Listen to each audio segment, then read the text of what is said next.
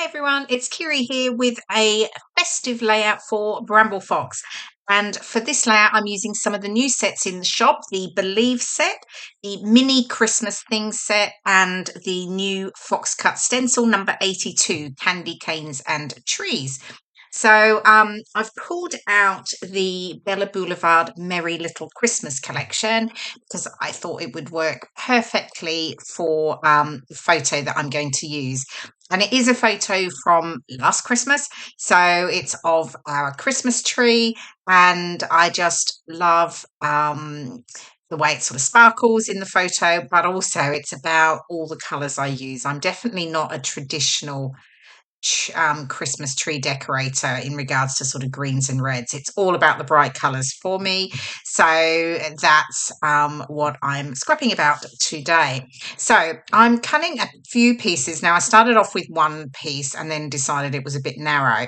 So I'm going with the pattern paper with the houses and the trees because I thought it was very appropriate because obviously it's about Christmas tree in a house. So that was perfect. And then I've just added a bit of a neutral tealy one under that, and then the stripes, and then I've reflected the stripes on the far right side. I'm using an ombre pattern paper on the background. I say pattern paper, it's not patterned, it's just an ombre, but it sort of coordinates with the sort of soft sort of tealy colour. And here I'm just pulling out some of the embellishments that go with the collection. And then I'm pulling in the Paper Snips number 50 as well. And I'm just looking at which elements I want to use. I've punched out two of the round 1-inch circles, and I'll be making those into a little epoxy flairs shortly. And then I'm just pulling out a few of the others, some of the little phrases. And I love the cute gnomes, so I'm definitely going to add those in. And I think I'm going to I'm going to fussy cut out, yep, some of the stockings. And I'm using the little tab here, though I don't actually end up using it on the final layout, but I'm certainly just sort of having a look at which ones I think I'm going to work with here. So I'm just going to work on fussy cutting those out, but I know I'm going to fast forward this on as I won't make you sit and watch me fussy cut. Here we go. I'm just adding the little clear epoxy circles over the punched circles that I've taken from the paper snips, and there we go. I've got a little epoxy flare. And as if by magic, here we go. Here's all of my fussy cut elements. As I said, I don't actually end up using all of them, but they were the ones that I pulled out that I thought I would like to use. So now I'm sort of distressing the edges now of all of the paper strips. So I'm just I've used my nail actually, which is probably not ideal, but I've just sort of pushed it, and then I've torn some little sections as well. And then I'm going to get all of these pieces stuck down. And so that's the right side, and I'll do the same on the left side. There we go, all done. My photo is mounted on some of the red pattern paper, and I'm just going to raise it on foam pads on the top edge only. And I think here I'm just going to have a little play with where things are going to be placed, and then I can start to get sort of the elements stuck down. Yeah, here we go. So I'm bringing in that lovely Merry and Bright title from the Blvd set, and I absolutely love that font. It is really, really lovely. It's probably my favourite font. Okay, so what I've decided to do, I've got a couple of little frames here, and I thought I'd make a couple of little shake pockets, mainly because it's all about Christmas, and I'm obviously going to add some sequins into here, and who doesn't need a bit of sparkle at Christmas? I think that's what it's all about. So I've just got my frames. I'm just sticking them down onto a piece of lightweight sort of plastic. I think it was plastic packaging or something like that. And then I can build up the little foam pad border to hold in all the sequins on the back. So here we go. And I'm just going to cut some thin strips of my foam sheet here. Makes it quite easy actually, rather than using just small foam squares. It's much easier because then I can cut to the size, the width that I need. And these frames are quite narrow on the sides there. So I will get that pulled together, but it's super quick and easy to do, and it's just a really, really lovely feature on a layout. And as I did, I went all over it and went for 2 on this layout because I thought, yeah, we've got to go for all the sparkles here because we're I'm scrapbooking about a Christmas tree. So I've pulled out a number of different sequin mixes that I have in my stash. So, typically it's sort of got, this one's got reds, it's got some light greens, it's got pinks, it's got some sort of pearly colours. And then the gold, I've got their tiny, tiny little gold stars that I've also added into it. And then I will add in, I think, some extra colours from the other set as well. So I'm fiddling around here. Actually, I am being quite particular, but I'm turning them over so that they're all the right way. Okay, so I had a look here and I was going to back this with the red, but sorry, with the pink.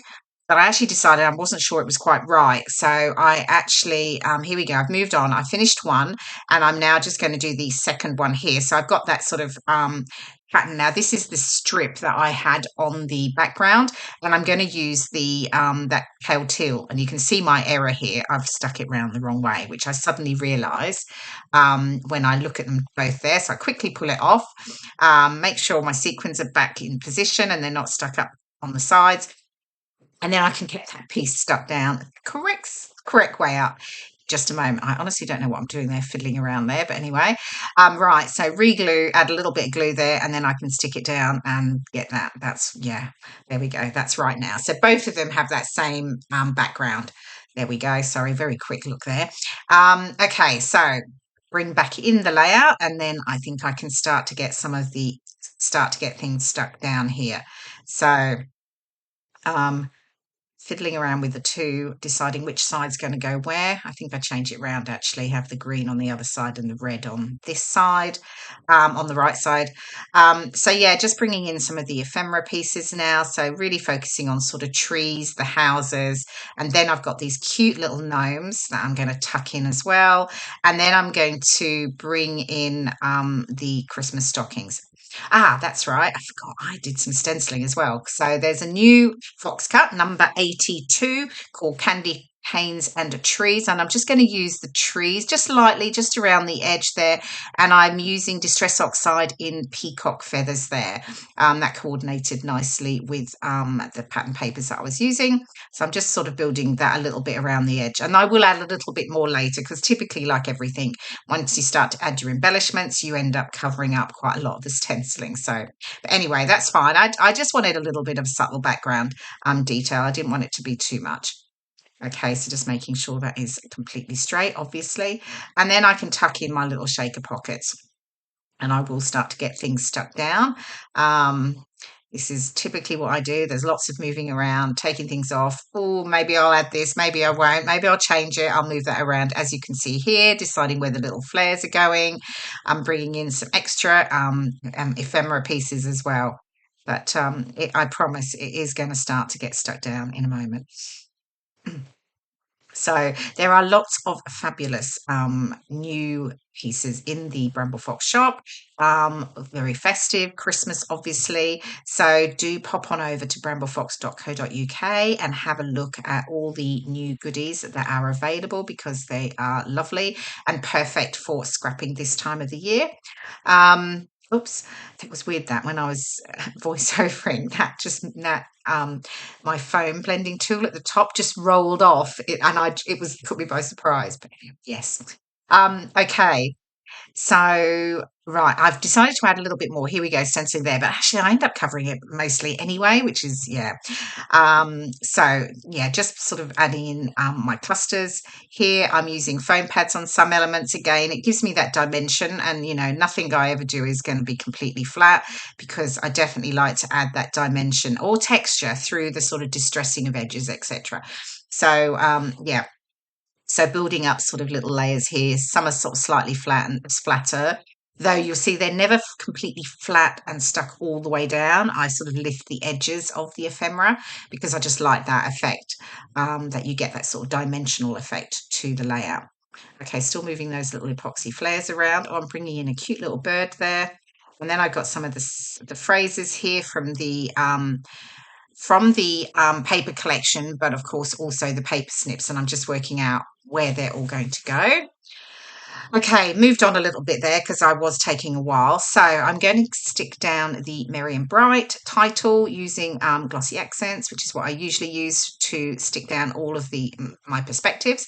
And then I'm just going to sit that down under the photo there. I do wish I hadn't stenciled underneath, just behind the title, but you know, it's okay. Okay, I'm fiddling around with this little candy cane here. Honestly, I move it around. I don't know how many times. Anyway, it does get stuck down eventually. And then I've got the two over there on the far left. And now I'm getting that epoxy flare stuck down. Um, oh, I've got the little Christmas stocking there from that Mini Xmas Things set as well. And I'm going to get that stuck down along with the Paper Snips fussy cut Christmas stockings as well. I'm sort of going to layer those up into like a little trio. And then I'm nearly almost done, I think. I did a couple of things just off camera, actually, completely forgot. I do my journaling, which I usually do off camera anyway, and that sits below the Merry and Bright. And then I did look at it at the end and decide I did need to add some extra gold splatters, some gold splatters. So I pulled out my watercolor and added some of that to the clusters. So, but you'll see that very, very shortly. Oh, got the stockings, sorry, stockings, the candy canes are finally stuck down. And there we go. Here is the final layout. And the close-ups are coming up in just a moment. And you can see those fabulous perspectives and some of the stenciling detail there from the fox cut candy cane and tree stencil. Thank you so much for watching. I hope you've enjoyed the process video, and I will see you again soon. Bye for now.